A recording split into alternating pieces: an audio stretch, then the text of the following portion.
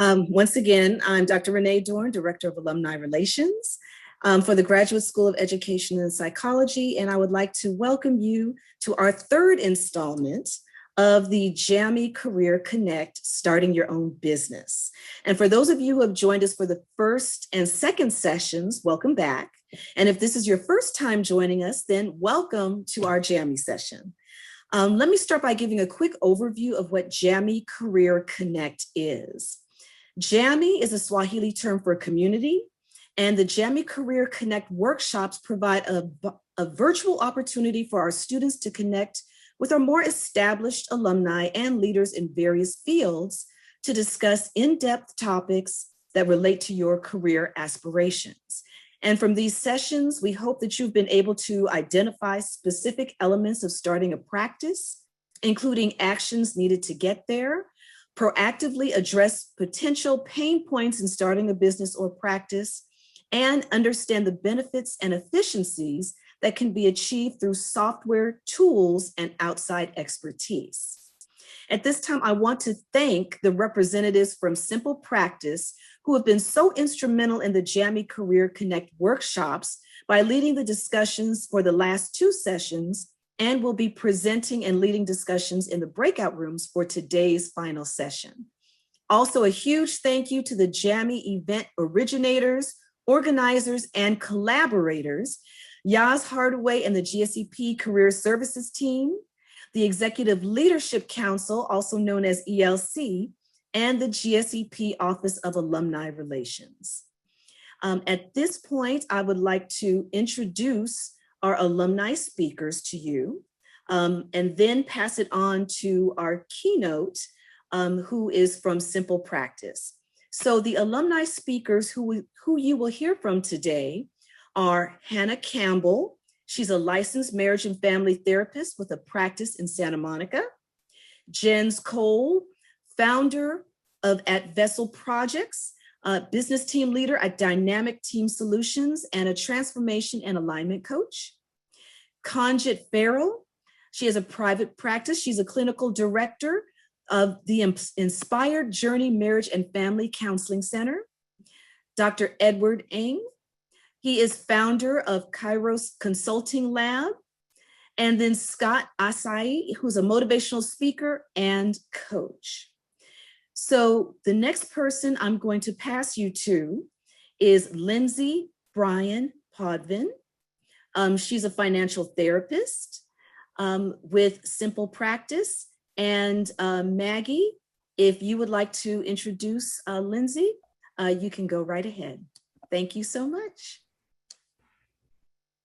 Great. Thanks, Dr. Dorn. And hi, I'm Maggie with Simple Practice. I'm a partnership manager here at Simple Practice, and we're lucky to have our presenter, Lindsay Bryan Podvin, and I'll let Lindsay take it away. So I'll fast forward and then I'll rewind real quick because it's going to be silly to introduce these folks and then reintroduce myself. So I'm actually going to have Amber, Mariana, and Jameson introduce themselves, and then I'll take it over and move right on. Thanks, Lindsay. I'll just jump in real quick here. Hi, guys. My name is Amber. I am a part of the customer onboarding team at Simple Practice. I'm also a fellow student matriculating through the MFT clinical psych program at Pepperdine as well. And just really happy to be here again for the third session. Hi, everyone. Happy to be here for the third JAMI session. My name is Mariana. I'm an associate professional clinical counselor. And currently at Simple Practice, I'm a group practice specialist, so I help onboard all our group practice clinicians. Hi, everybody. My name is Jameson. I'm an education and quality specialist at Simple Practice, as well as a licensed clinical psychologist, and I'm really glad to be here with you all today. Maggie, is somebody doing the slide, or should I just keep moving forward? Keep moving forward. Right on. I was like, wait a second. Cool. So hi, everyone. My name is Lindsay Bryan Podvin. I have an MSW and I am a financial therapist, as Dr. Dorn mentioned. That means in my clinical private practice, I help people understand the emotional and psychological side of their relationship with money. So my work is less about the dollars and cents on a spreadsheet and more about why it's hard to create a budget, stick to a budget, or talk to your family about money. Now, the other part of what I do is help other private practice owners with the money stuff, because one of the biggest myths that I hear in working with private practice clinicians is something that sounds like, well, Lindsay, I chose therapy because I don't like math. And my response to that is, same here. I failed college algebra, but math is not that hard. Hence why I chose this line of work. And as I have learned from the Simple Practice team and from the Pepperdine education, we know that when you are heading out into the world of private practice, there are so many things you need to know. And I'm so honored to be here today talking to you about the financial side of private practice, specifically the types of things you need to have in place ready to go. So when you hang your shingle, literally or figuratively, you are ready to go. One of the biggest things that I see hold private practice clinicians back from growing a sustainable and profitable business is that they put the business secondary to all of their clinical work. They believe that somehow the money stuff will just sort itself out. And then come the end of the year, they often end up in these positions that are incredibly anxiety provoking and disempowering. Things like, I didn't pay myself all year. I forgot to pay my taxes. Oh my gosh, my one client never paid me for an entire year. And if you think I'm exaggerating, I am not. These are real things that happen when we don't treat our business like a business. I'm here today to talk about some of the basics, brass tacks, but also some of the myths that get in the way of us setting sustainable fees in our private practices so that they can be exactly that, sustainable. So I'll cover a few of these things and then we will get into some breakout rooms. So I know the last session you had Dr. Ben Caldwell on talking about the power of niching, talking about who you'll serve. We'll cover a little bit about P/LLC paperwork, some more alphabet soup to add to your toolkit, EIN, NPI, talking about a business bank account, EMR software, I'm obviously biased, website hosting, office space, and a website. These are all things that you need in addition to your license to go into a profitable private practice. All right, so first things first, I'm not a lawyer, but I do think it's important to make sure your business is legal. I've worked with many folks who simply don't have the infrastructure up and running to make their business a separate entity from their own personal business.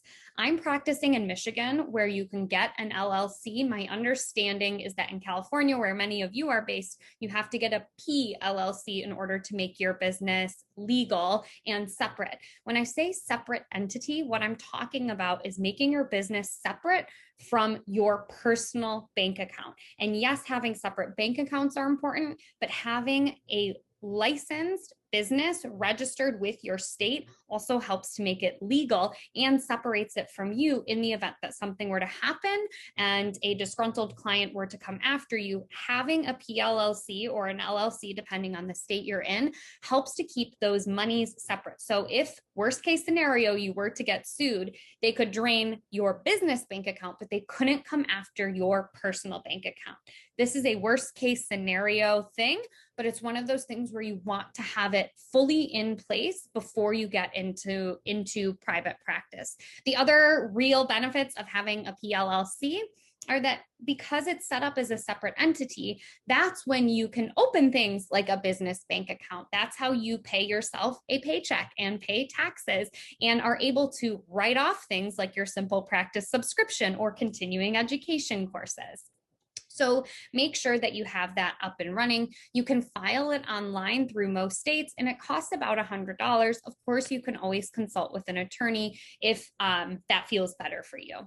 The next thing to think about is getting your EIN number. That's your employee identification number. That's basically your business's social security number.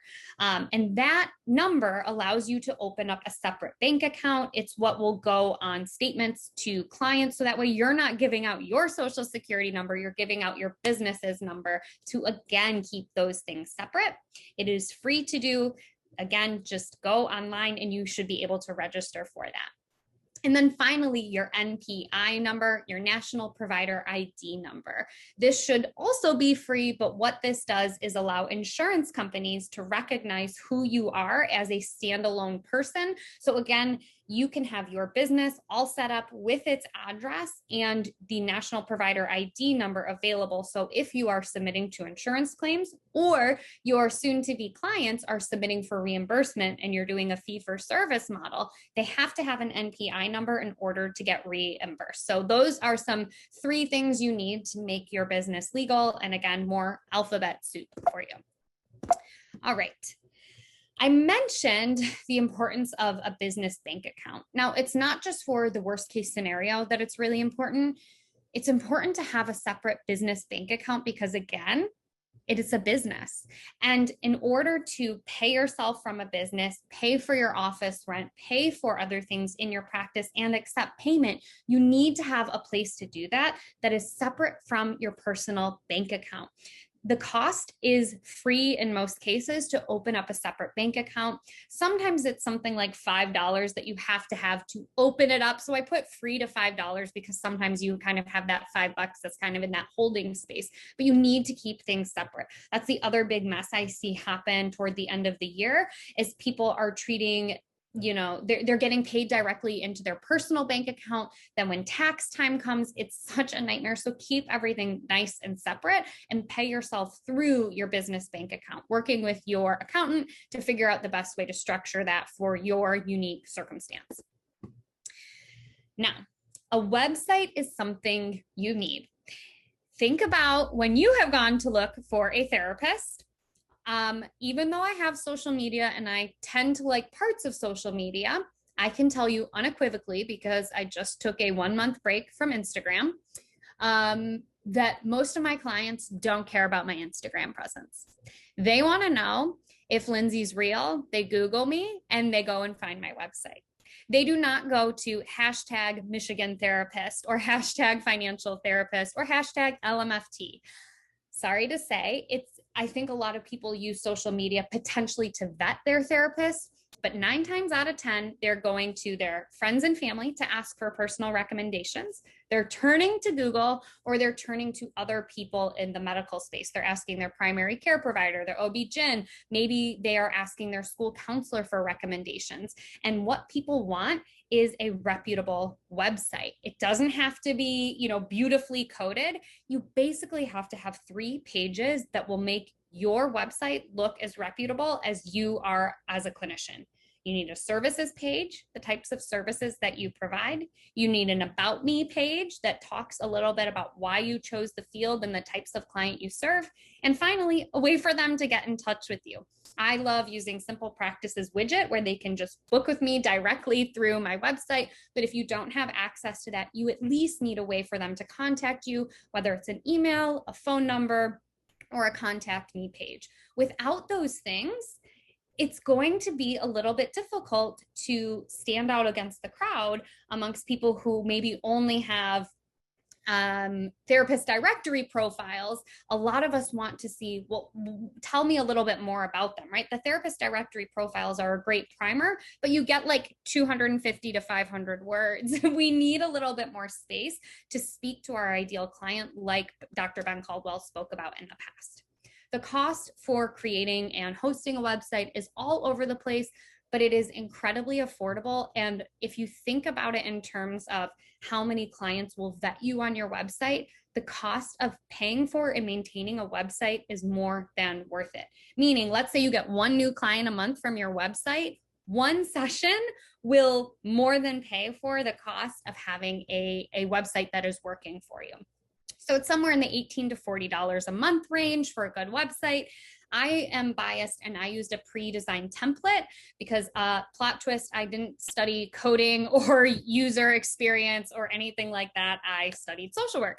So I used a pre-designed template and am tech savvy enough to, type out words, AKA copy, and upload some photos and use the Simple Practice widget embedded on my site to make it work really well. So that is about the startup cost for that.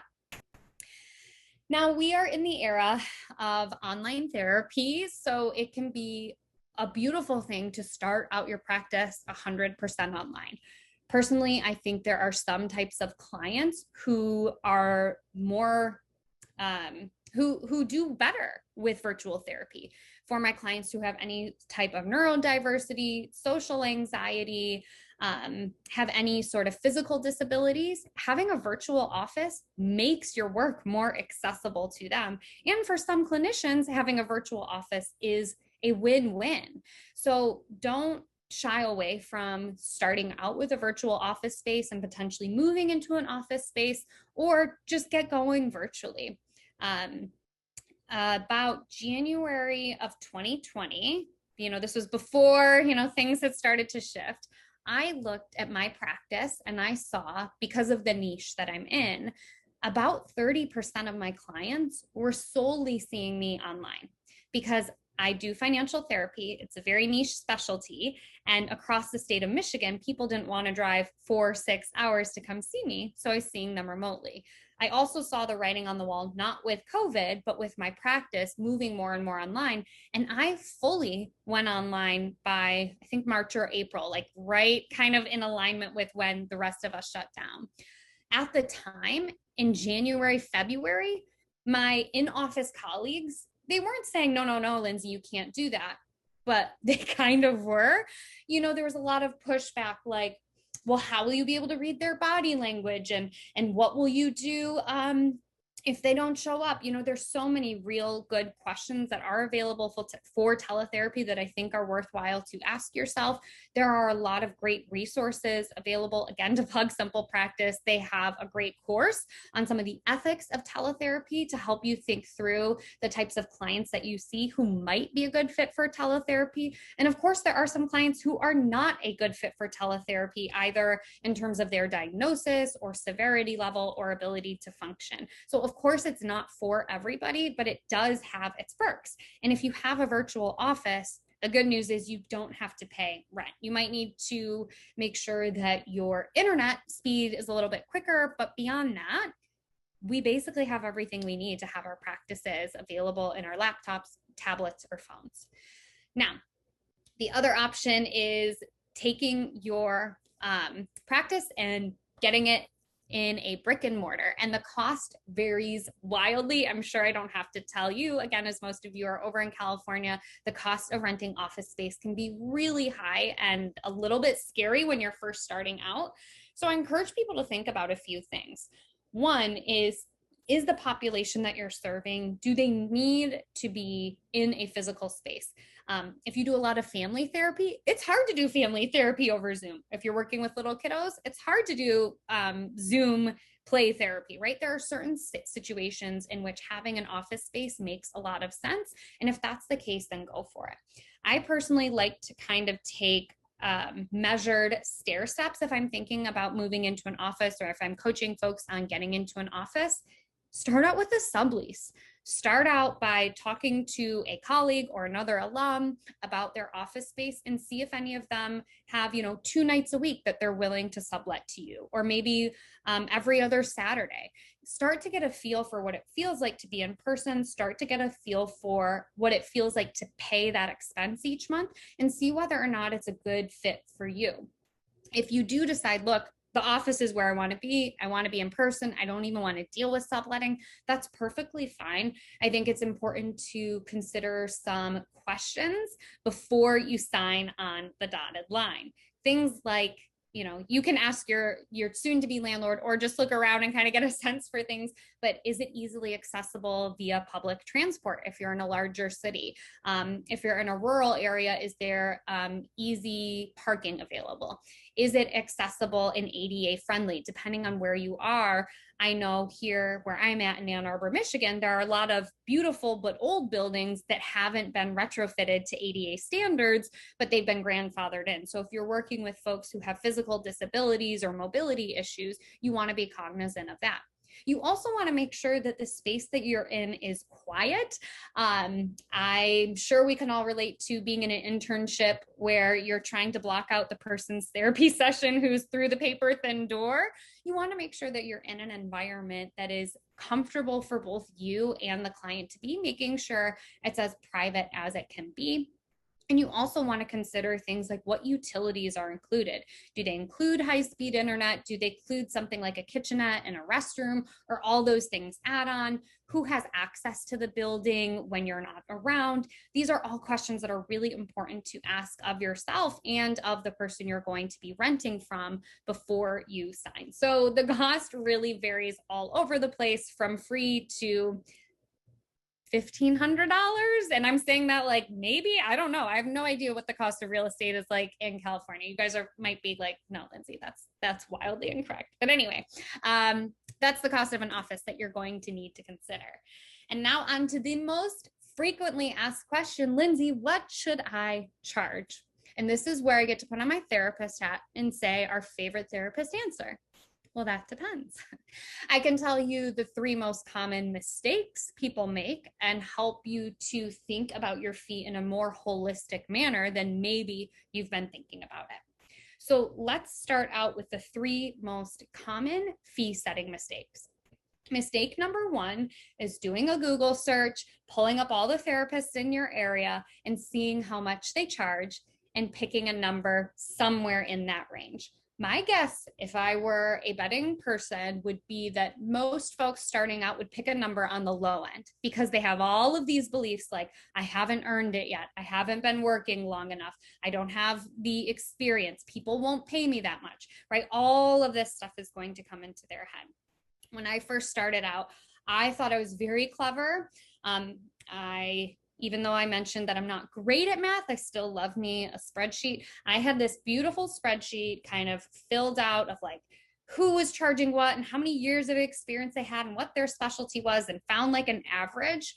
And instead of choosing the middle, which is my gut instinct was to pick a number in the middle, I chose like $5 or $10 below the middle. And my thinking was, this will be a way to signal to potential clients that I'm not the most expensive. I'm kind of in that sweet spot. I'm a little bit cheaper than most people, but I'm not the cheapest. Like, I don't want them to feel like, why is she putting her services on sale? So that is how I picked my first fee. It was not based on anything besides Google and an Excel sheet. Do not recommend. But also that's what a lot of us do. So that's mistake number 1, is pretending that you have to charge what everybody else in your area charges. Number 2 is using somebody else's numbers to determine your numbers. So the way that I often see this play out is that people look at what insurance panels reimburse and pick a similar number. So if for a 90834, let's say, insurance monolith number 1 reimburses $84.32, you might go, oh, I know what I'll do. I'll charge $85. But that's, again, not based on anything you need. It's based on somebody else's numbers. But that's another way that people think that they should set their fees, is based on what they could potentially get reimbursed or what their clients could get reimbursed. And then the last one is one that I see pretty commonly talked about in this space, and it's slowly raising your rates over time. But we'd like to really make it complicated and do something like raise new rates for new clients, grandfather in old clients. And then what ends up happening is you have 20, 25 people on your caseload. 5 of them are paying one rate, 6 of them are paying another rate, 3 of them are paying another rate. And when billing time comes, you're trying to remember who you're charging what to, because somebody told you that that's the best way to raise your rates. For me personally, I let all of my clients know how much my services cost. It's on my website. I don't believe in hiding fees. To me, showing your pricing is a form of consent for therapy. So I always believe in putting your prices out front. But they can see the fee on the website. When we have a call to discuss whether or not I'm the best person for them or they're a good fit for me, I share my fees again, and I put it in the welcome email, and in Simple Practice's intake paperwork, I make sure my fee is laid out again. So there are no surprises when at the end of the month, when I do my billing, they get their invoice and are charged. They aren't wondering what amount I'm going to charge them. Additionally, in that first session, I'm talking to them about how and when I raise my rates, which you might be going, Lindsay, this is a little overdone to keep talking to your clients about money this much, but it is not. As we know, anytime we've tried to work with a client on behavior change, you probably talk about that behavior change more than one time in a session. So what I like to do is say, I tend to raise my rates at least annually. If I raise my rates more than annually for whatever reason, I will give all clients a 30-day written notice. And of course, I talk to them about it in session because that's a part of my job. But this gives you like the comfort, the built-in comfort to say to your clients, I raise my rates every January. Right? This is a cost of doing business. If we're thinking about any other business, if you were in traditional employment, most traditional employers do something called a cost of living increase that helps to increase your compensation with inflation. And it's something like 2.5% or 3% a year.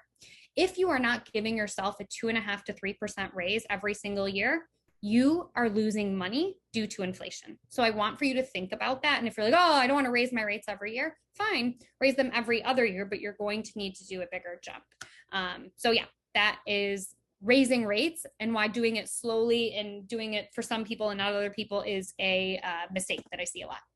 And here's the final thing that I will leave you with when it comes to the finances of your private practice before we head out into the breakout rooms. Here are other things to consider when you're setting your fee. It is not just, I need to be able to pay my office rent, my high-speed internet, my electronic health record. Your business is also going to need to cover the things that you need covered in any other situation. You need to be able to think about, is my salary, is my income going to be able to cover not only my business's bills, but my household bills? Is it going to be able to stand up in the event of an emergency? Is it going to give me PTO? I don't know about you, but I did not choose private practice because I wanted to work 52 weeks a year, 5 days a week. I like to have some spaciousness. So I want to make sure that I'm getting paid on my time off. I don't want to do unpaid time off. You need to be able to make sure that your fee can afford you self-care. That means going to therapy, moving your body, maybe getting regular massages, whatever it is that is a part of your self-care. Maybe for you, creativity is the most paramount thing, and you like to go on a painting retreat. Doesn't matter. You need to make sure that you are practicing all elements of self-care, which include financial self-care. And finally, we need to make sure that we're investing in our retirement. So if we choose to work as we age, it is a choice. It's not a necessity.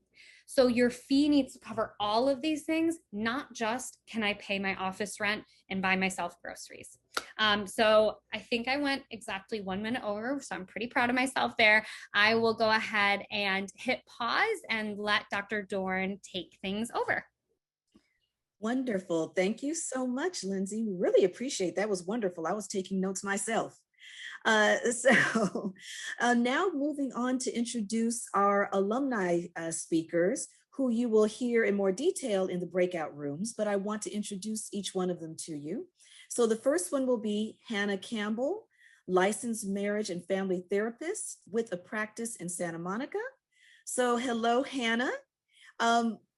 Could you please tell everyone how you got started in your practice? Yes, I'm happy to. That was fantastic, Lindsay, and thank you guys for having me. I am a more recent graduate from the West LA MFT program, so I graduated in 2018, and I began working in private practice under supervision. So I was working full-time in an agency, and I wasn't getting the training that I felt was really important through a consistent supervisor relationship. There was just a lot of turnover. And so I found, I really want someone who knows my work and can really help me to hone my skills in a more personal way. So that's how I ended up kind of going into private practice a bit earlier than I had planned, but very grateful I did. So I actually worked full time, built my practice in evenings and weekends, and then had the privilege that I could titrate my time at the agency down as I built my practice. So I moved from full-time to part-time. And then when I felt ready and ready to take on some of the financial inconsistencies, I work with teens. So my summer ends up getting a bit of a lull because they go on trips, things like that. So really, as I got to know my clients and what my practice looked like, I found, okay, I feel like I have the foundation where I can move to more of that ebb and flow of private practice life. And so that's when I transitioned into full-time private practice.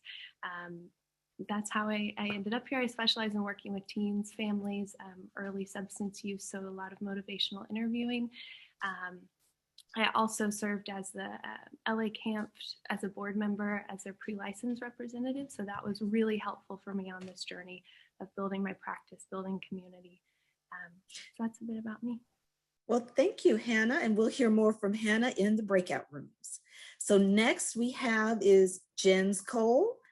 Hi, Jens. Tell us a little bit about how you got started in your practice, in your business. Yes, absolutely. I would be happy to.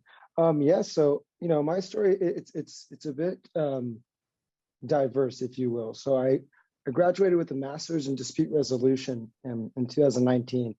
And very similar to Hannah, I was really interested in kind of getting right into it and really applying my skills and honing my skills and providing that to other people. So I started Vessel Projects, which is a transformational life personal development type of coaching, as well as conflict training, management training, leadership training, and culture development consultancy. But it was in that kind of time frame. It's awesome that I got to kind of hear Lindsay. I kind of wish I was in this space 2 years ago. But I got really stuck on the business side of things, that I kind of like was neglecting the actual, doing the walking the talk. I was so focused on making sure that the marketing pieces were there, the website pieces were there, that I wasn't actually doing any of the actual one-on-one coaching, let alone consulting, team consulting. So it was at that time that I actually realized the team that I interned with back in college was a group called Dynamic Team Solutions, and they're a management consulting firm. And it was there where I realized this opportunity for like auxiliary supplementation of part-time contracted consultants. And that really allowed me to kind of continue to get my hands dirty, to continue to get my feet wet, part-time, making income, building out a client network, as well as have that freedom and that flexibility schedule-wise, now that I was kind of comfortable with kind of the consistent income, the consistent client engagement, to kind of really build out, my practice. So that's kind of what my story is about. It's kind of like this almost combination of both private practice as well as working for a firm part-time as a consultant to kind of really blend those two worlds together. Thank you, Jens. Thank you so much. And you'll hear more about Jens in the breakout rooms.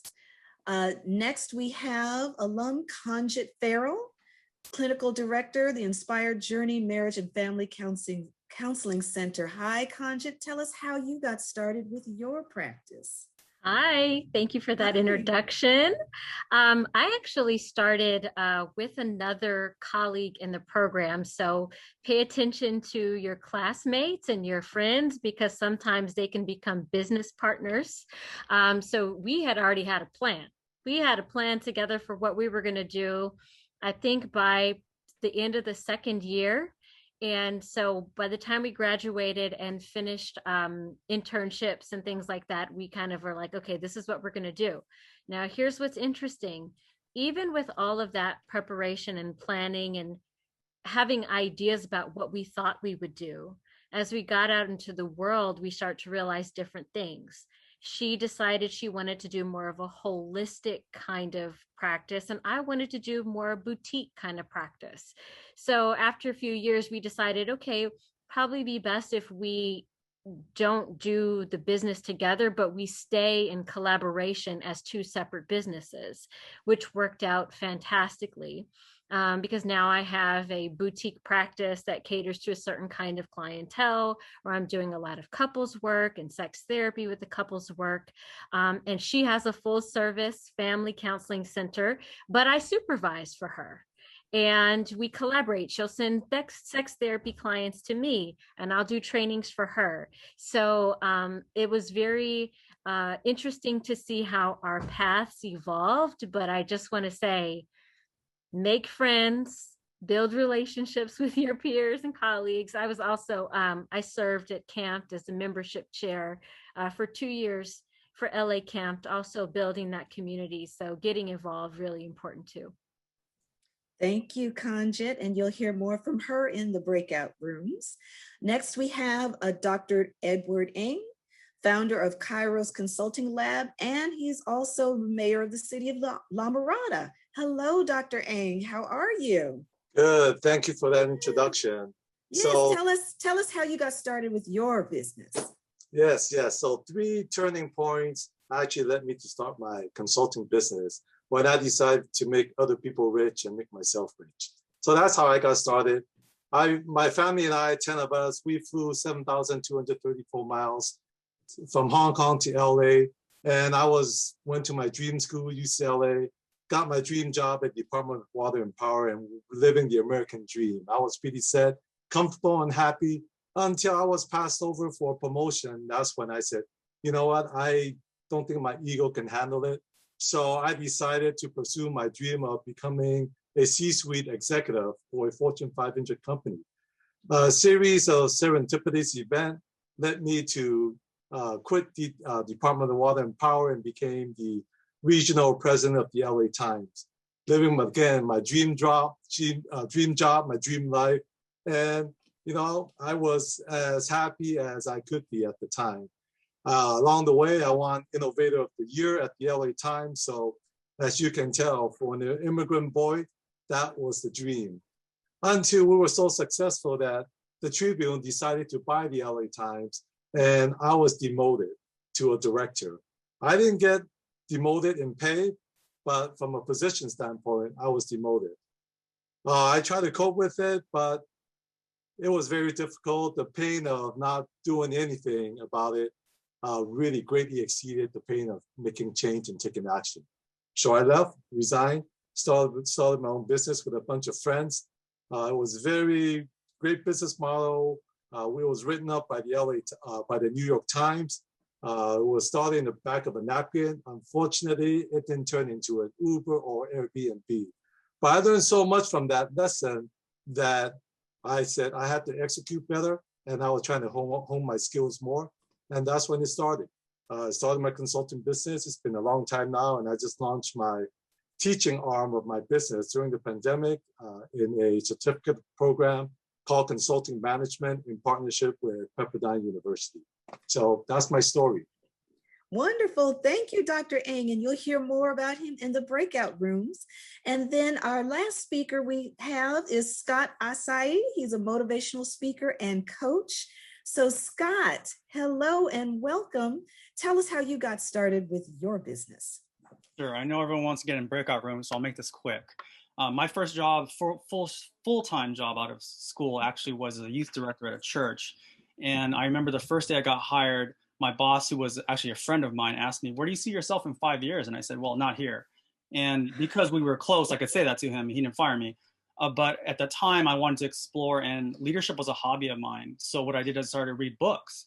Then I went back to school, and I got a master's in organizational leadership. While I was there, I actually hired a coach to work with me. I liked it so much that I asked him, how do you do this?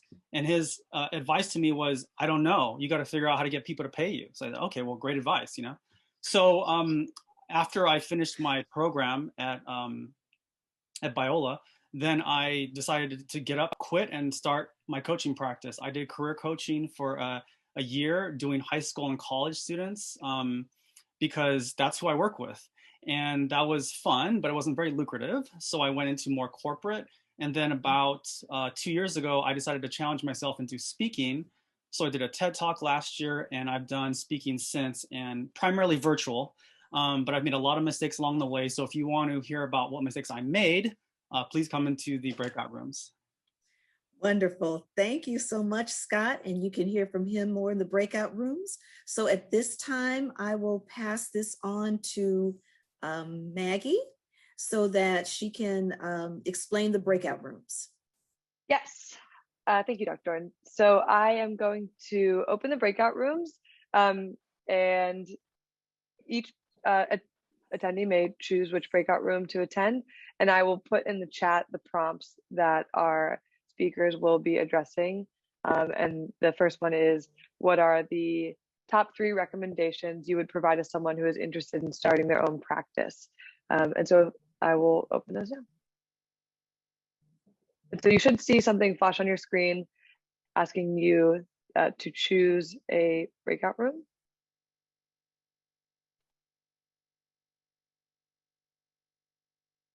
And if everyone would just file in according to the name of the alum. Shirley shuffling in. I hope everyone had a great conversation in their breakout room, or got to answer some of the questions that you've had about starting a private practice. Once again, I'm Maggie. I'm with Simple Practice. We are a practice management system. So I just wanted to share a few resources that we have available before we wrap up for the end of the day. So Simple Practice Learning, that's our online education platform. We have continuing education as well as non-continuing education courses for professional development. We also have our free online magazine, Pollen Magazine, where Lindsay has been a guest contributor on some articles. So some really great resources there for anyone that's either just getting started or if you're farther along on your private practice journey. And then we also have a variety of resources for free at simplepractice.com/resources. We have some downloadable guides for templates, ebooks on how to get started in private practice, the financial health of your practice. So really awesome to check that out. And then Monarch is a directory for licensed clinicians to connect with new clients. And then last but not least, I also wanted to promote a special offer for any recent graduates of the clinical psychology program, the MFT program. So for anyone that is just graduating and needs a program for tracking your clinical hours, you can get your first 3 months of Track Your Hours for free with the purchase of an annual subscription. And to clarify, that is for recent graduates of the program. So if you are a current Pepperdine student, you will be using a different program in the fall. So I just wanted to clarify that. Now I'll hand it off to Yas.